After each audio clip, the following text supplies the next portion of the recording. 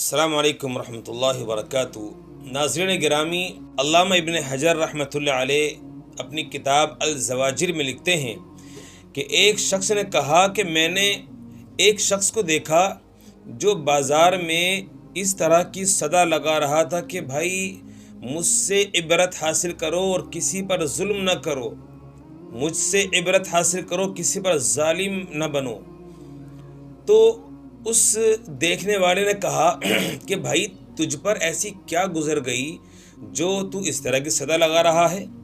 اس نے کہا کہ بھائی مجھ پر ایسا واقعہ گزرا ہے کہ آپ سن کر دنگ رہ جاؤ گے، بہت عجیب و غریب میرا واقعہ ہے۔ تو اس نے کہا کہ بھائی کیا عجیب و غریب واقعہ ہے؟ اس نے کہا کہ میں ایک ظالم آدمی تھا اور ظالموں کا ساتھ دیا کرتا تھا۔ ایک وقت آیا کہ ایک دن میں نے ایک آدمی کو دیکھا، مچھوارے کو دیکھا، جو ایک بڑی مچھلی کا شکار کر کے لے جا رہا تھا۔ میں نے دیکھا کہ یار یہ مچھلی بڑی اچھی ہے، اس کی مچھلی مجھے پسند آ گئی۔ میں نے اس سے مچھلی زد و کوب کر کے، مار پیٹ کر کے اس سے لے لی۔ پہلے میں نے اس سے کہا کہ بھائی یہ مچھلی مجھے دے دے۔ اس نے کہا کہ بھائی یہ مچھلی تو میں بیچوں گا نہیں، بالکل بھی نہ دوں گا تو یہ، بلکہ میں اس کو فروخت کروں گا بازار کے اندر اور اس سے پیسے لے کر میں اپنے بچوں کا پیٹ پالوں گا۔ میں غریب آدمی ہوں بھائی، آپ مجھ سے کیوں چھین رہے ہیں؟ تو وہ کہنے لگا کہ میں نے اس سے وہ مچھلی زبردستی چھین لی، مار پیٹ کر کے لے لی، اور جب اس کو راستے میں لے جا رہا تھا تو ہوا یوں کہ اس مچھلی نے ہلکا سا کانٹا مجھے مار دیا اور وہ میرے انگوٹھے پر لگ گیا۔ وہ انگوٹھے کا کانٹا اتنا سخت تھا میرے لیے کہ میں نے گھر میں لے آ کر مچھلی کو کونے میں پھینکا، اور پھینکنے کے بعد اس کانٹے کی شدت اتنی تھی میرے انگوٹھے میں جو اس نے زخم کیا تھا مچھلی نے، کہ میں پوری رات سویا نہیں، جس کی وجہ سے، اس کی شدت کی وجہ سے میرا ہاتھ پورا سوج گیا۔ صبح کو میں طبیب کے پاس گیا اور وہاں جا کر میں نے اس سے کہا کہ بھائی میرا مسئلہ حل کرو، کیا ہو رہا، بڑی مجھے تکلیف ہے اس کی۔ تو وہ کہنے لگا کہ بھائی یہ تو تمہارا انگوٹھا جو ہے گلنے لگا ہے، اس کو کاٹنا پڑے گا ورنہ پورا ہاتھ میں جو ہے سیپٹک پھیل جائے گا۔ اس نے کہا کہ بھائی کاٹ اس کو، اللہ کے واسطے مجھے بڑی تکلیف ہے۔ وہ ہاتھ کٹوا کر آ گیا۔ ہاتھ کٹوانے کے بعد پھر اگلے دن اس کو جو ہے اس کی سڑان اس کے ہاتھ میں آنی شروع ہو گئی اور وہ شدت ہاتھ کی تکلیف جو ہے ختم نہیں ہوئی۔ اب وہ ہاتھ جو ہے اس کا اور ہتھیلی تک گلنے لگا اور زہر پھیلنے لگا۔ دوبارہ پہنچا وہ ڈاکٹر کے پاس، طبیب کے پاس، اس سے کہا کہ میری تکلیف بڑھ رہی ہے۔ اس نے کہا کہ تمہارا یہ ہاتھ بھی جو ہے اس کے اندر سیپٹک پھیل رہا ہے اور یہ زہر اس کا اندر تک جا رہا ہے، اگر یہ نہیں کٹوایا تو پورا پوچھا تمہیں جو ہے زہر آلود بنا دے گا اس کو یہ۔ تو اس نے کہا کہ کاٹ اس کو بھی بھائی۔ اب وہ کاٹ دیا گیا۔ اب وہ کٹوانے کے بعد پھر اس کی تکلیف اور جو ہے بڑھتی گئی، رکی نہیں۔ ہوا یوں کہ وہ کسی سے ملاقات کی تو اس نے کہا کہ بھائی یہ تو تیرا ہاتھ بہت تکلیف والا ہو رہا ہے اور بڑا عجیب ہو رہا ہے، ایسا کرو تم اس کو کٹوا دو ورنہ یہ اور زیادہ جو ہے نقصان پہنچائے گا اور پورا ہاتھ جو ہے پورے جسم میں پھیل جائے گا۔ اس طرح کی بات کسی نے بتائی۔ اس نے اپنے ہاتھ کو پونچے تک کٹوا دیا۔ اب وہ کٹوانے کے بعد پھر دوبارہ شدت اس کی بڑھتی گئی، رکی نہیں میرے عزیزو۔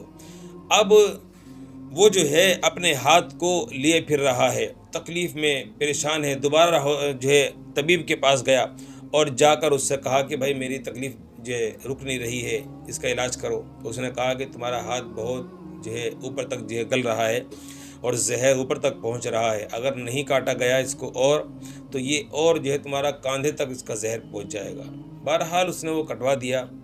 پھر لاسٹ میں اس کا ہاتھ جو ہے اور شدت پکڑتا گیا، زہر پھیلتا گیا، اور اس کو کسی نے مشورہ دیا بھائی اس کو یہاں تک کٹوا لے ورنہ پورے جسم میں تیرے زہر پھیل جائے گا اور معاملہ خراب ہو جائے گا۔ تو اس نے اپنے ہاتھ کو میرے دوستو یہاں تک کٹوا دیا۔ کٹوانے کے بعد کسی نے اس سے پوچھا کہ بھائی تیرا معاملہ کیا ہے یار، یہ کچھ ہی دنوں کے اندر تیرا ہاتھ پورا ختم ہو گیا، کچھ تو بتا۔ اس نے اپنا درد سنایا اور دکھڑا بتایا تو لوگوں نے اس کو کہا کہ جب بھائی تیرے انگوٹھے میں شدت پھیلی تھی تو تجھے اس وقت ہوش نہیں آیا، تو اس وقت نہیں کہہ سکتا تھا کہ میرے ہاتھ میں یہ انگوٹھا کٹ گیا ہے، میرا مچھلی لے کے آیا تھا؟ تو آپ کو اس وقت میں سمجھ جانا چاہیے تھا کہ اس کی بد دعا تمہارے تم پر اس کی بد دعا لگ گئی ہے اس شخص کی۔ اب ایسا کرو، اگر بچنا چاہتے ہو تو اس شخص کو ڈھونڈو، تلاش کرو اور منت سمانی کر کے پیروں میں پڑھ کر اس سے معافی مانگو اور اس سے اپنا جرم معاف کرواؤ، کسی بھی قیمت پہ اس کو راضی کرو۔ وہ کہتا ہے کہ میں پورے شہر میں ڈھونڈا اس آدمی کو، اتفاق مجھے وہ ایک جگہ مل گیا، اور جب مل گیا تو میں نے اس کو دیکھا، میں اس کے پیروں میں جا کر پڑ گیا، اس کے پیروں کو چومنے لگا اور کہا کہ میرے آقا، میرے سردار، مجھے معاف کر دو، مجھے معاف کر دو، مجھ سے بہت بڑی غلطی ہو گئی۔ وہ کہنے لگا بھائی تو کون آدمی ہے، کیا ہو گیا، کیوں میرے پیچھے پڑ رہا ہے؟ کہا کہ بھائی میں وہی ہوں جس نے آپ سے مچھلی چھینی تھی اور آپ کو مارا تھا، بدتمیزی کی تھی۔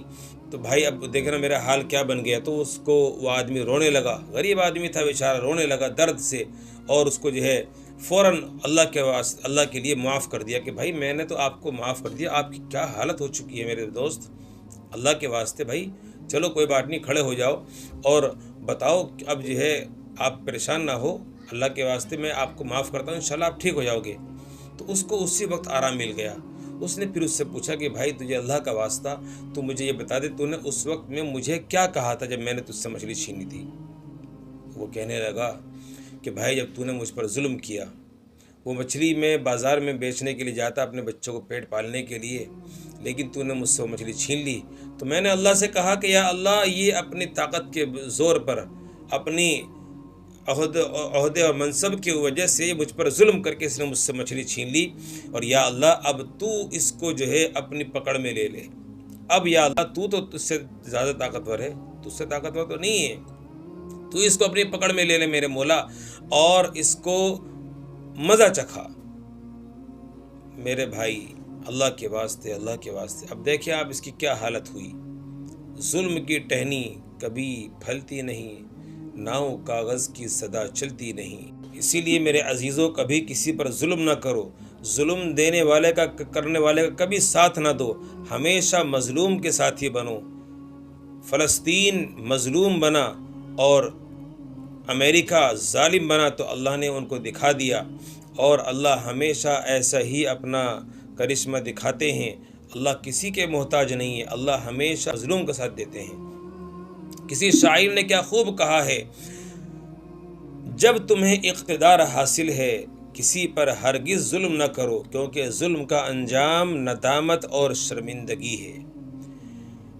تیری دونوں آنکھیں سوتی ہیں اور مظلوم جاگتا ہے اور تجھے بد دعائیں دیتا ہے، اور اللہ کی آنکھ کبھی نہیں سوتی۔ جب ظالم سوار ہو کر دھرتی کا سینہ رونتا ہے اور ہر کرتوت میں حد سے گزر جاتا ہے، تب تم اسے زمانے کی گردش کے حوالے کر دو، کیونکہ زمانہ اس کے سامنے وہ چیز کھول کر رکھ دے گا جو اس کے وہم و گمان میں بھی نہ ہوگی۔ حقیقت ایسا ہی ہوتا ہے۔ اللہ تعالیٰ سے دعا کرو، اور میرے عزیزوں اپنے عہدے منصب اور اپنے گھروں میں جو اللہ نے آپ کو ذمہ دار بنایا ہے اس کے مطابق کبھی بھی کسی پر ظلم نہ کرو، ظالم نہ بنو، محبت، ہمدردی اور اخوت، پیار، انصاف اور دلوں میں ایک دوسرے کا درد لے کر زندگی گزارو۔ اللہ تعالیٰ مجھے آپ کو ان باتوں پر عمل کرنے کی توفیق عطا فرمائے۔ السلام علیکم ورحمۃ اللہ وبرکاتہ۔